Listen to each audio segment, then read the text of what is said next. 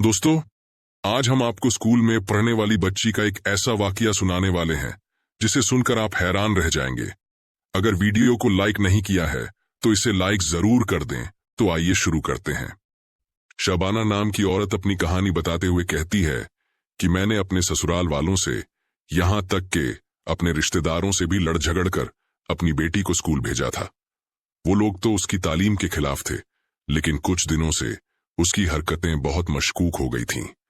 मैं पूरा दिन बातें सुनती, पर फिर भी उसे स्कूल रोजाना भेजती, मेहनत करती ताकि उसके खर्चे निकाल सकूं। पर आज जो चीज उसने मेरे सामने रखी, मैं हैरान रह गई। वो स्कूल से आई थी और उस चीज को हाथ में पकड़े बैठी थी। मेरे सामने ऐसे बैठी थी जैसे बहुत बड़ा वर्ल्ड कप लेकर आई है और मैं उसकी तारीफ करूंगी। मैंने उससे पूछा कि ये सब क्या है, क्या करती रहती हो तुम स्कूल में? तो उसने कहा कि वो कुछ नहीं करती है, लेकिन मामला गड़बड़ था। ऐसा मामला था कि मैं किसी को बता भी नहीं सकती थी।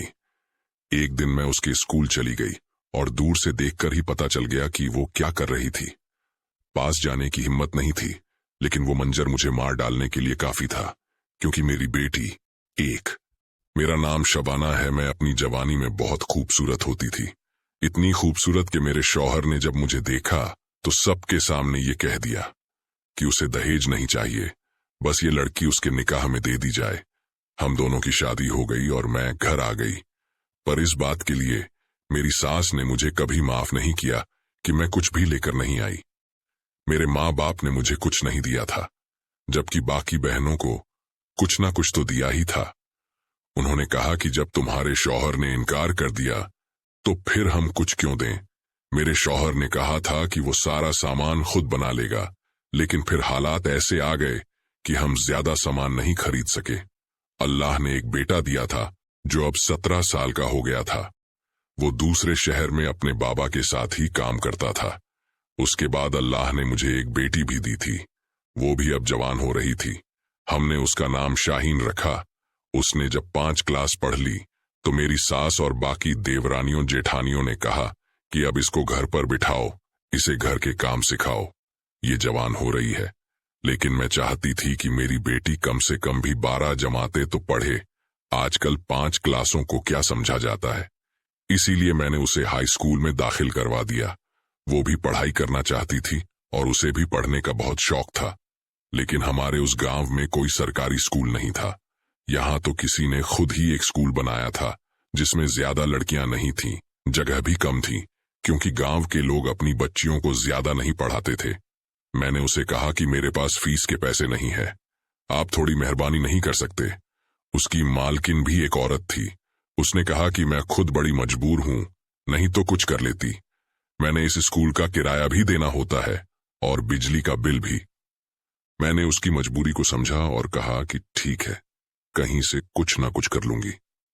अब मैं घर के काम करती, शाम के टाइम में मशीन लेकर बैठ जाती, रजाइयां और रजाइयों के कवर सिया करती। मुझे कपड़े तो सीने नहीं आते थे, लेकिन ये काम आता था। पर यह काम बहुत मुश्किल और लंबा होता था और इसमें वक्त बहुत लगता था। फिर भी इतने पैसे निकाल लेती थी कि अपनी बेटी के स्कूल का खर्चा निकाल सकूं। उसकी फीस, किताबें, पेंसिल, रबर, हर चीज का खर्चा मुझे ही निकालना होता था। मेरा शौहर भी पैसे नहीं देता था। वो कहता था कि अगर बेटी को पढ़ाना है तो अपने बलबूते पर पढ़ाओ। उसे इस बात का मसला नहीं था कि बेटी को पढ़ाया जाए या ना पढ़ाया जाए। मैं सबसे लड़ झगड़ कर ये काम कर रही थी। रजाइयां सी कर मेरे हाथ सूज जाते थे। मुझे अपनी बेटी की फीस देनी थी, लेकिन अभी पैसे पूरे नहीं हुए थे। पहले से ही 7 दिन ऊपर हो चुके थे। मैं बड़ी परेशान थी, लेकिन प्रिंसिपल ने कहा कि ठीक है, इस महीने हम आपकी फीस माफ कर देते हैं। अगले महीने आपको दोनों महीनों की फीस देनी होगी। अगला महीना भी शुरू हो गया और उसके 8 दिन भी ऊपर हो गए। मेरे पास पैसे नहीं थे। मेरी बेटी की फीस 4000 थी और कुछ ऊपर के खर्चे भी थे, यानी मुझे 5000 की जरूरत थी। 5000 कहां से आते?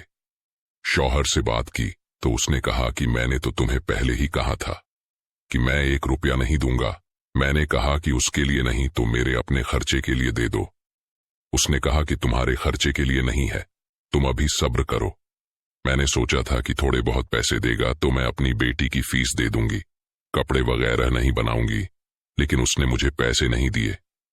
मेरी बेटी घर आई तो वो भी काफी परेशान थी। वो कमरे में चली गई और जब मैं दोपहर को उसके कमरे में आई, मैंने तकिया उठाया तो हैरान रह गई। तकिए के नीचे 2000 पड़े थे। मैंने कहा कि ये पैसे कहां से आए? क्या ये पैसे मेरे शौहर ने रखे हैं? लगता है उसे मेरा एहसास हो गया, लेकिन वो बाहर बैठा अपनी मां से कह रहा था कि आज मुझसे पैसे मांग रही थी। मैंने तो 1 रुपया नहीं दिया। इसका मतलब कि ये पैसे मेरे शौहर ने नहीं रखे थे। फिर ये पैसे रखे किसने थे? अगले दिन फिर से ऐसे ही हुआ। मेरे तकिए के नीचे 2000 पड़े थे। मैंने तो अभी पिछले पैसे भी इस्तेमाल नहीं किए थे। मैं हैरान थी, लेकिन मुझे पैसों की सख्त जरूरत थी। मैंने वो पैसे अपनी बेटी को दिए और कहा कि अपनी फीस भी दे देना, और कुछ किताबों वगैरह के पैसे थे जो उसने उधार ली थी, वो भी दे देना, और कुछ अच्छा खा भी लेना। उसने कहा कि ठीक है अम्मी। वो भी बहुत खुश थी।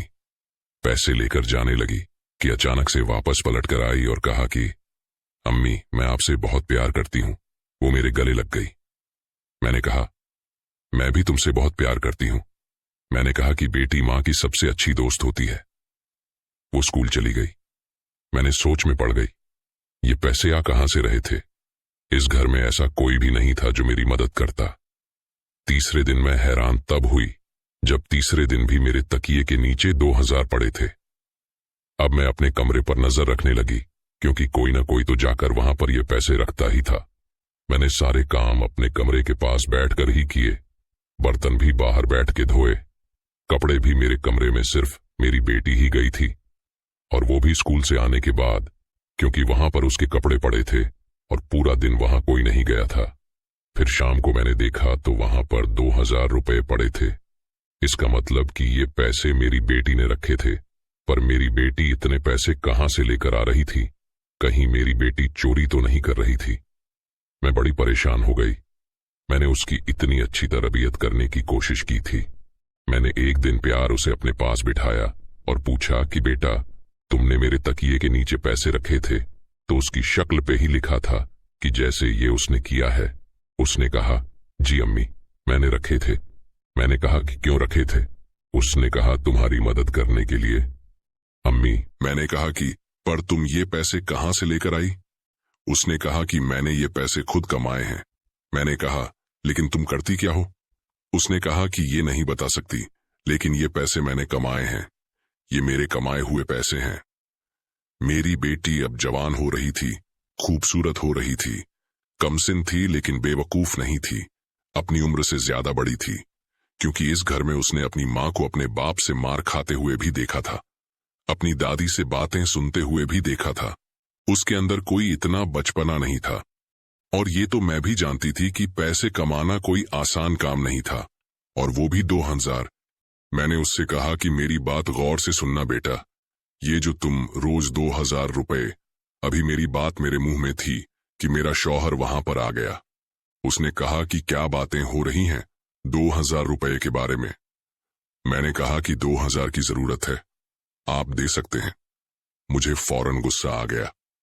मेरे शौहर ने कहा कि मेरे पास तो 5 रुपए नहीं है, और आकर बिस्तर पर लेट गया। मेरी बात अधूरी रह गई। मेरी बेटी कुछ बोलने लगी तो मैंने उसे ना बोलने का इशारा किया कि कुछ नहीं बोलो। मैं नहीं चाहती थी कि ये बात मेरे शौहर को पता चले, क्योंकि अगर ये बात मेरे शौहर को पता चलती तो बहुत बड़ा तूफान आ जाता, और वो सीधा जाकर मेरी सास को बताता और पूरे गांव में ये बात फैल जाती। पहले मुझे खुद पता करना था कि आखिर बात क्या थी। वैसे ये बात बहुत अजीब थी कि मेरी बेटी स्कूल जाती है, वहां से 2000 रुपए कमा के लाती है।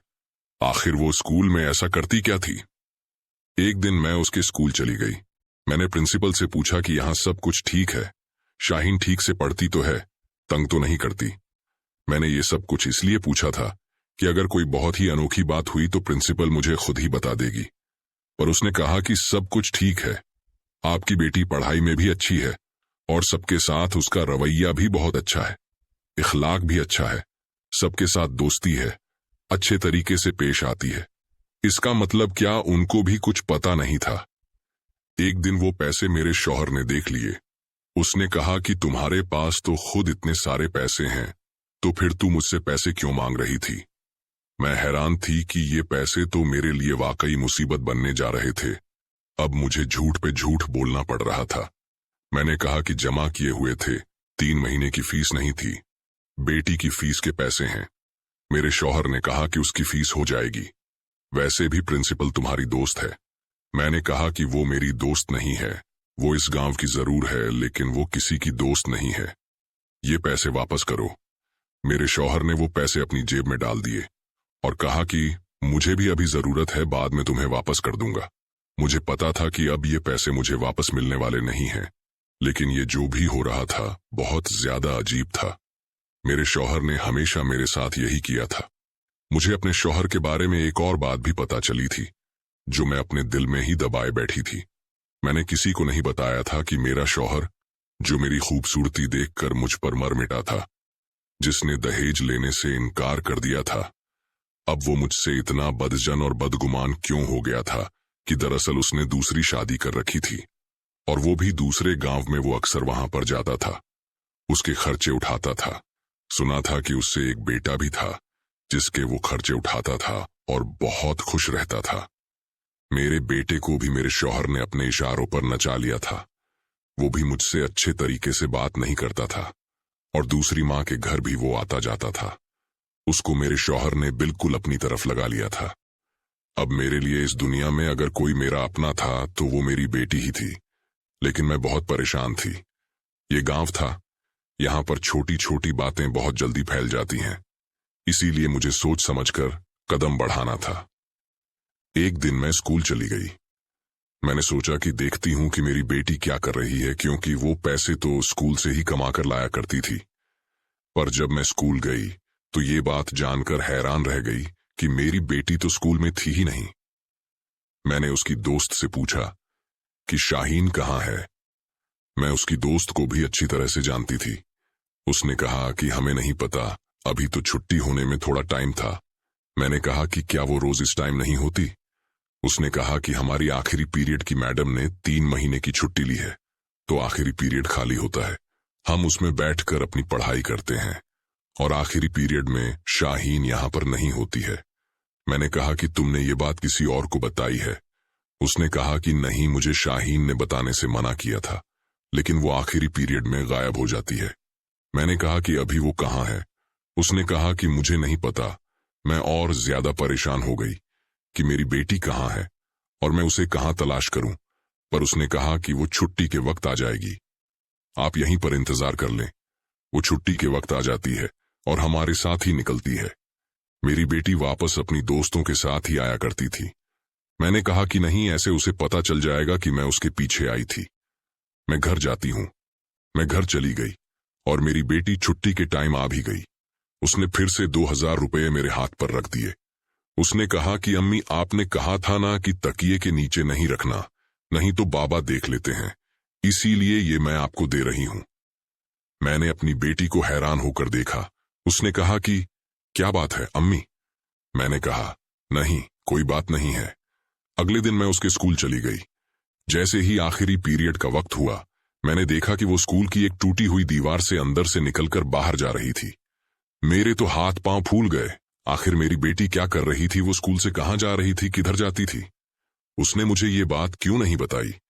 मैं भी उसके पीछे पीछे चलने लगी। वो चलती चलती जा रही थी। जब वो थोड़ा आगे पहुंची तो मेरे हाथ पांव मजीद कांपने लगे, क्योंकि वो जिस घर में जा रही थी उस घर के बारे में हम सब अच्छी तरह जानते थे, पूरा गांव जानता था। और अगर मेरी बेटी को किसी ने वहां जाते हुए देख लिया होता तो अभी तक मेरी बेटी इतनी बदनाम हो जाती कि इस गांव में कोई उससे शादी नहीं करता, क्योंकि ये घर जिन लोगों का था उनको हम सब अच्छी तरह जानते थे। वो कोई और नहीं बल्कि कुछ किन्नर यानी हिजड़े थे जो यहीं पर रहते थे। दूसरे गांव में जाकर नाच गाना किया करते थे, या किसी का बच्चा होता था तो उनको बुलाया करते थे। उनके घर में कोई भी नहीं जाता था, उनसे कोई मेल मिलाप नहीं रखता था। वो तैयार होकर बाहर निकल जाते थे। मेरी बेटी वहां पर क्या कर रही थी? उसका वहां पर क्या काम था? क्या मुझे अंदर जाना चाहिए था, या पहले मुझे ये बात अपने शौहर को बताना चाहिए थी? लेकिन अगर शौहर को बताती तो वो मेरी बेटी पर हाथ भी उठाता, उसकी पढ़ाई भी बंद करवा देता। इसलिए मैं खुद ही आगे बढ़ गई। मेरी बेटी तो अंदर चली गई। आखिरी पीरियड और छुट्टी के टाइम को मिलाकर वो यहां पर तकरीबन 2 घंटे गुजारा करती थी। उसका बैग भी उसी के पास था। मैंने दरवाजे पर दस्तक दी तो अंदर से किन्नर बाहर आया, जो मुझे देखते ही पहचान गया। मैंने उसे धक्का दिया और मैं अंदर दाखिल हो गई और सामने का मंजर देखकर मैं हैरान रह गई। मेरी बेटी वहीं पर बैठी थी। वो मुझे देखकर घबरा सी गई। मैंने कहा कि क्या कर रही है तू यहां पर? बोल, क्या कर रही है तेरा? यहां पर क्या काम है तुझे? मैंने बताया था ना कि अगर तूने कोई ऐसी वैसी हरकत की, मेरी इज्जत बर्बाद की, तो मैं तुझे कभी माफ नहीं करूंगी। अरे तेरे लिए मैंने सबसे झगड़ा मोल लिया। तेरा बाप भी हमारा नहीं, वो भी कभी हमारे लिए खड़ा नहीं होगा। हम पर कोई मुसीबत आई तो सारे खानदान वाले तालियां बजाएंगे। क्या कर रही है तू यहां? मैं अपनी बेटी को थप्पड़ मारने लगी कि एक किन्नर ने मेरा हाथ हवा में ही रोक लिया। मैंने अपना हाथ झटक कर वापस छुड़वा लिया। मैंने कहा, क्या कर रहे हो तुम लोग मेरी बेटी के साथ? तब उसने मुझे ऐसी बात बताई कि मेरी आंखों में आंसू आ गए और मैं जमीन पर ऐसी बैठी कि जैसे मेरे जिस्म से रूह निकल गई। मैंने अपनी बेटी की तरफ देखा, वो भी रो रही थी। मुझे किन्नरों ने बताया कि आपकी बेटी हमारे पास काम करने के लिए आई थी। उसने कहा था कि वो हमारे घर को साफ कर दिया करेगी। बहुत प्यारी बच्ची है, हम लोग बुरे नहीं हैं, हम इससे सारे घर का काम करवा सकते थे। लेकिन हमने पूछा कि तुम ये काम क्यों करना चाहती हो, क्योंकि हम आपको जानते थे, हमें पता था कि ये आपकी बेटी है। इसने कहा कि मेरी अम्मी मेरे लिए बहुत मेहनत करती है, परेशान रहती है, थक जाती है। रात को जब सब सो जाते हैं तो मेरी अम्मी नींद में दर्द से फरियादें करती हैं। उनकी पूरी हड्डियों में, जिस्म में दर्द रहता है, लेकिन अगले दिन वो फिर से खड़ी हो जाती है। इसीलिए मैं उनके लिए कुछ करना चाहती हूँ। हमारा ये घर बहुत बड़ा था और हमें नौकरानी की जरूरत थी। दरअसल जो नौकरानी यहाँ पर काम करती थी वो यहाँ से काम छोड़कर चली गई और उसने इस लड़की के स्कूल में काम करना शुरू कर दिया। वहां पर हमारी पुरानी नौकरानी किसी को ये बात बता रही थी कि वहां पर पैसे तो अच्छे मिलते थे, लेकिन मैं ऐसे लोगों के घरों में काम नहीं करना चाहती। बुरे लोग होते हैं ना, इसीलिए। वहीं से इसने ये बात सुन ली और ये हमारे पास आ गई। हमने कहा कि हमारे पास तुम्हारे लिए कोई काम नहीं है, अगर तुम्हें थोड़े बहुत पैसे चाहिए तो वो हम दे देंगे। पर इसने कहा कि ये मेहनत से पैसे कमाना चाहती है, इसीलिए हमने इससे 2-4 दिन काम करवाया। फिर आहिस्ता आहिस्ता पता लगने लगा कि ये बहुत अच्छा मेकअप करती है, इसको बहुत अच्छा मेकअप करना आता है और हमने इसे थोड़ा बहुत खुद से भी सिखाया है। चीजों के बारे में बताया है कि पहले क्या लगाते हैं। हमें लगता है कि आपकी बेटी के हाथ में टैलेंट है, इसे ब्रश चलाना आता है। ये कोई आम बात नहीं है। अगर ये पेंटिंग करे तो बहुत अच्छी पेंटिंग कर सकती है, और मेकअप भी तो पेंटिंग ही होता है। ये हम सबका मेकअप करती है और वो भी बहुत अच्छा। हम लोग तैयार होकर निकल जाते हैं और फिर पूरी रात तक हम काम पर होते हैं, तो 2 घंटे के अंदर ही 15-15 मिनट में ये हम सबको तैयार करती है और बहुत जल्दी जल्दी काम करती है। हम लोग अगर ऐसा मेकअप बाहर से करवाएं तो एक एक इंसान के 2-3 हजार तो लगते ही हैं, बल्कि शायद इससे भी ज्यादा। तो हम इसे इकट्ठे ही 2,000 दे देते हैं और ये भी खुश हो जाती है और हमारा भी काम हो जाता है। मैंने अपनी बेटी को देखा तो मैं हैरान रह गई कि मेरी बेटी, मेरी प्यारी परी, उसने कैसे ये सब कुछ सोचा, कैसे उसके अंदर ये बात आई। उन्होंने कहा कि आप अपनी बेटी पे कभी हाथ नहीं उठाइएगा, आपकी बेटी बड़ी ही एहसास करने वाली लड़की है, ऐसी औलाद सबको नहीं मिलती है। मैंने अपनी बेटी को गले से लगा लिया, उसके आंसू साफ किए। वो इस तरह से रो रही थी कि जैसे उसने कुछ गलत कर दिया। मैंने उन लोगों को यानी किन्नरों को कहा कि अगर ये बात गांव वालों को पता चल गई तो बहुत बुरा होगा। उन्होंने कहा कि ये बात कभी भी पता नहीं चलेगी, आप ट्यूशन का बहाना करके इसको घर से भेज दिया करें, हम इसको हिफाजत से वापस भी छोड़ देंगे और रास्ते से पकड़ भी लेंगे, किसी को पता भी नहीं लगने देंगे। मैंने कहा कि हाँ ठीक है, मैं ऐसा ही कुछ करती हूँ, क्योंकि मेरी बेटी मेरे लिए ये काम करना चाहती थी और 2 घंटे से कोई फर्क नहीं पड़ता था। अब मेरी बेटी ये काम करती थी और मैंने घर वालों को कहा था कि वो ट्यूशन जाती है। मेरे पास पैसे वगैरह भी होते थे, मैं उन्हीं पैसों से अपनी बेटी के लिए चीजें लेती थी, कपड़े बनाती थी। मेरे शौहर की दूसरी शादी के बारे में मुझे पता चल गया था, जब मैंने उससे लड़ाई झगड़ा किया तो वो हमेशा के लिए अपनी दूसरी बीवी के पास चला गया। कुछ अरसे बाद मेरा बेटा भी वापस आ गया, क्योंकि फिर सौतेली माँ तो सौतेली माँ ही होती है। मुझे मेरे शौहर की दूसरी शादी के बारे में पहले से ही पता था, लेकिन मैं खामोश थी। अब खानदान वालों को भी पता चल गया। वो लोग बातें तो कर रहे थे, लेकिन उससे मेरे शौहर को क्या फर्क पड़ता था। वो हमेशा के लिए वहीं चला गया। मेरे बेटे को भी मैंने सब कुछ बता दिया। उसे इस बात से कोई मसला नहीं था। अब हम तीनों ही एक दूसरे का सहारा थे और इस घर में रह रहे थे। आहिस्ता आहिस्ता हमारे पास इतने पैसे आ गए, हमने अलग घर ले लिया और मैं वहां पर रहने लगी।